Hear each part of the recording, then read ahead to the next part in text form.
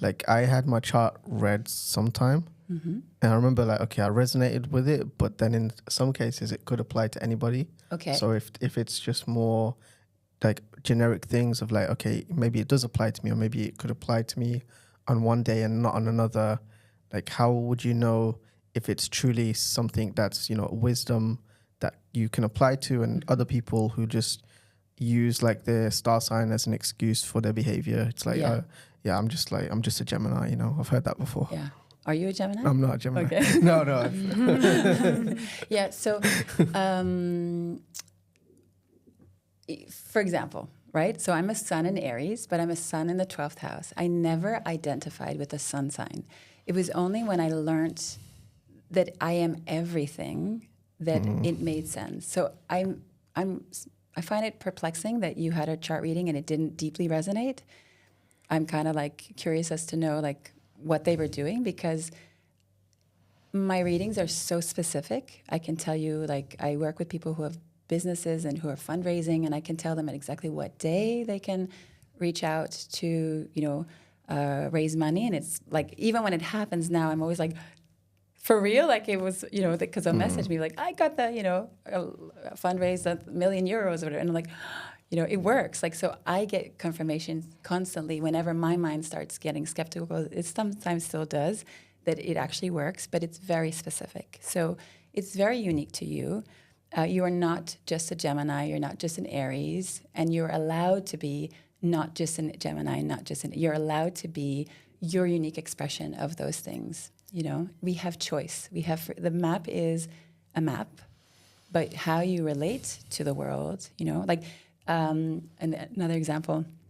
So in one of the last moon circles here, there was a lady, and I was like, listen, I'm very direct and blunt and honest. I mean, there's no point in, you know, I was like, I don't know if you're looking to have another child, but if you are, you would clearly have another child. And I was like, and I think you might want to like really practice exploring your sexuality. And she blushed. And this was like a very, you know, confident person who instantly became very like vulnerable, because of course we're talking about intimacy, and we're talking about something that she had been thinking about but hadn't expressed publicly, maybe not even with her husband. And then she's like, but how can you see that? Like, she was troubled by the fact that I brought that up.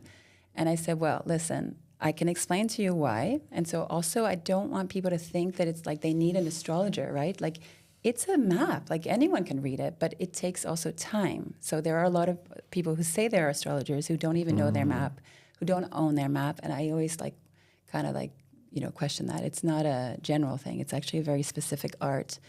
And so I explained to her, if the planet comes around your house of babies, right, that brings in good luck with babies, and you're not having sex, you're not going to have a baby, right? But if you are, then you're going to have a baby. 100% you'll have a baby. So that's how specific it can be. But you get to choose, right? She gets to decide. So yeah, I it's a pity that we don't like pull up your chart and like, you know, do it live, because that could have been fun. But that's really weird that you didn't think that it deeply resonated. Like, horoscopes are not full of shit, but it's very general. Right. But a chart is very specific.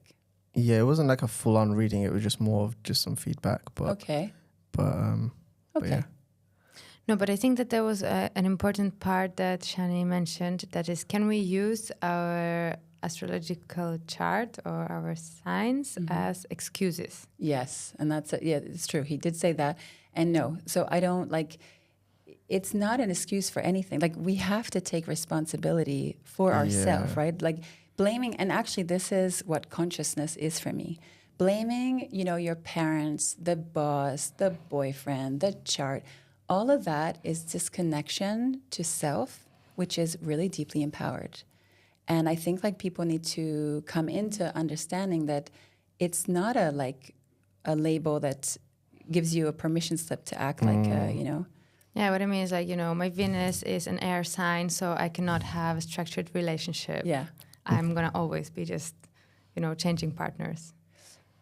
But you need freedom. If you have a Venus in Aquarius, you need freedom. But freedom, like my Aquarius friend that I have, you know, I've learned through even becoming really friends with her deeply, she needs freedom, but she also is deeply sensitive. So Aquarius is actually both detached and extremely highly sensitive. And so people will say, oh, I can't commit. But the truth is, you probably won't commit in a traditional way.